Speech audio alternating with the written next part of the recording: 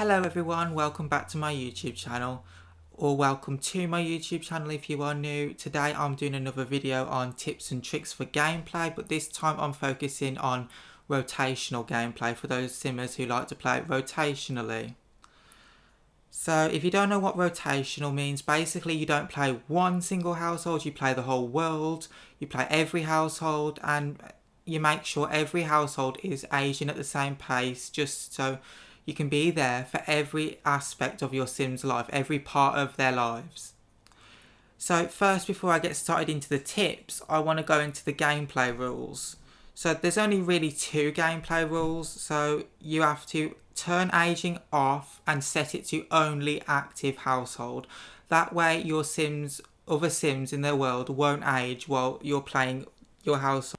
And you don't want those Sims aging when you're not there to play them, and you want your Sims to be just the way they are when you left. The next thing I have is to turn off neighbourhood stories so your Sims won't get married or have babies when you're not playing them. You want that to be your decision. So let's get into the tips. The first tip I have for you is to time your pregnancies. What I mean by that is, if you don't want to miss a baby's birth or you don't want them to get a randomly generated name, make sure you're there for their pregnancy and make sure you start their pregnancy as soon as possible. Otherwise, let's just say that if you do somehow get your pregnancy out of your schedule, then I would recommend you stay with them and make an exception for that household. Stay with them until they give birth and then move on to the next house. The next tip I have for you is to temporarily disable aging for university. Now this one's only temporary, but when you send your Sims to university, and you have aging on, then they will end up spending a majority of their life at university, because I think university also takes up about 2 weeks of your Sim's life. And to Sims, that is a very long time. And basically, just so it doesn't mess up with your rotation, turn aging off for university. The next one I have for you is to play using a spreadsheet. This one's optional, but it could be very helpful. Basically, you could keep track of your Sims, like where they are, where they live, their jobs, their aspirations, their partners, their children, basically anything that you might want to know at a glance. You can keep it in your spreadsheet. It'll also help you when pairing up your Sims, when you want to decide which Sims are better suited to another. Or you can play a different type of spreadsheet and keep track of the household and the rotations only. That just makes it a bit more simple. I'll put some screenshots on the screen right now. The next one I have for you is to only play for 1 week.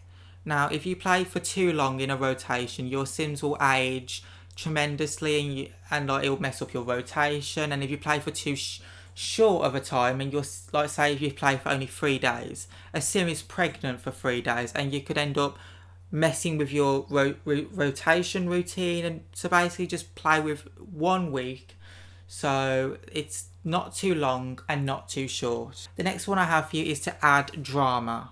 Basically, this is a bit like storyline based, but basically just let those bad things happen, and basically have a dysfunctional family, have a dysfunctional marriage, have cheating, basically just make it more realistic, because The Sims is such a happy place. Nothing bad ever really happens in The Sims.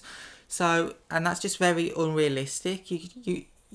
When you just ask yourself a question, when you're playing a story or reading a story or watching a story, would you prefer it if everything is just really, really happy, or would you prefer it to be more drama? Because drama does go a long way. The next one I have for you is to make sure Sims know other people in their neighbourhood. They don't necessarily have to know everyone in their world, but make sure they know someone outside of their active household, just to make sure they have friends. And maybe you could even add extended family members to their family tree if that's what you want. The next one I have for you is to make enemies, because in real life you do have enemies, and Sims should not be friends with literally everyone. But don't be enemies with just anyone. Make sure your Sims are enemies with those who you think that they won't get along with or they're not suited to.